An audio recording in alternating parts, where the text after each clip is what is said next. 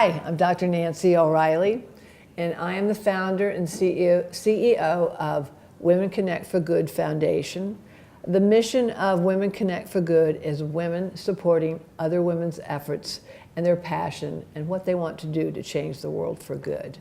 I'm also the author of a book called Leading Women, 20 Influential Women Speak About Leadership, Business, and Life. And today I'm with another leading woman. So I'm very excited to talk with you. And so tell us who you are. I'm happy to be here, Nancy. I'm Nancy Dornan, owner of Maschino's, involved in downtown Springfield, retail, and sometimes a community activist. Yeah, you're a busy woman. And by the way, I've never met a Nancy that I didn't like. Our mothers were smart, weren't they? They were. I was named after my grandmother. She was very smart.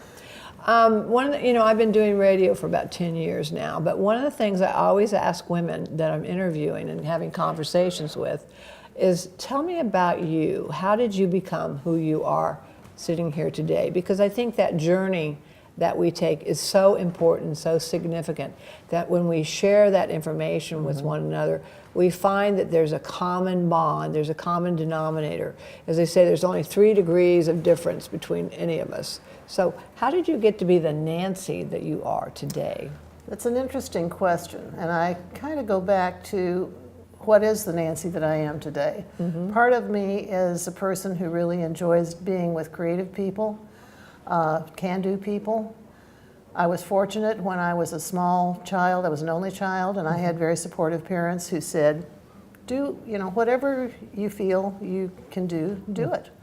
My first endeavor of organization and business was when I was probably 6 years old, and we had a skating area out in our patio area, and then we also had a big gravel driveway. We decided to have a circus. The neighborhood kids and I had a circus. I was kind of the manager of it. We charged a nickel for all of our neighbors to come in. We did a performance, and at the end, my dad said, we had like $1 in income, and he said, I'm going to go to the grocery store and I'm going to get hot dogs, and we're going to have a big thing for all the circus kids. And I said, well, but we want the change back. So having an opportunity, having the support of the people that I was around, and that support existed all the way through, as it has existed all the way through my life. So you started at a very, very early age being an entrepreneur.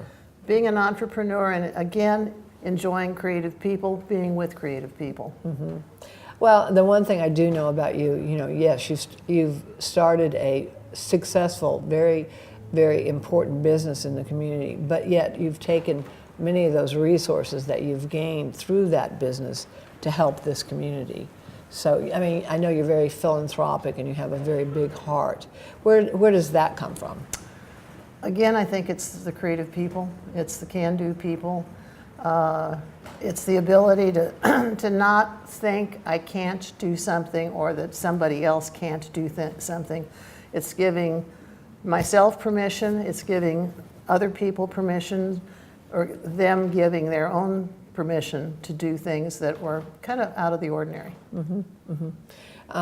Been talking quite a bit today about mentoring, and I think that is key. I was told early on, get a mentor, be a mentor. And I think that's a lifelong process for me, is that, we always, and maybe that mentor could be younger than you or older than you, but again, be a mentor, get a mentor. How has that helped in your life? Tremendously. Ann Drummond was a tremendous asset to women of my age in this community, because she was the person at the time who said, well, of course. This is how you want. If this is what you want to do, this is how you do it. Yeah. And tell me what you're doing now. She was always engaged in other people or community things.